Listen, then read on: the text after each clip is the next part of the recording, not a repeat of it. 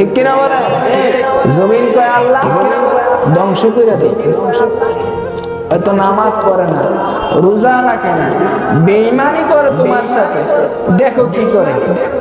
আল্লাহ কয় না, আমি বান্দার মায়া করে বানাইছি। আল্লাহ কয় বান্দা তুই হাজার গুনাহ করছো, লা তাকরাতু মির রাহমাতিল্লাহ, আমার রহমত থেকে নিরাশ হইও না। সুবহানাল্লাহ। আল্লাহর রহমত থেকে নিরাশ হইও না। আল্লাহ যদি এতক্ষণ পর্যন্ত আপনাকে দয়া না করতো, এই জায়গায় আসতে পারতেন না। ঠিক কিনা বলেন? আরো জোরে বলেন।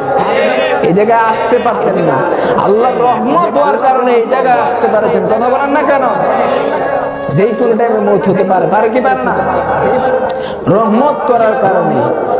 আল্লাহ এত দয়াবান, বান্দারে তোর কাছে আমি কোনো কিছু চাই না, শুধু 5টা বার আমার দরবারে হাজিরা দে, আমি আল্লাহ তোকে ক্ষমা করে দেব। সুবহানাল্লাহ বলেন।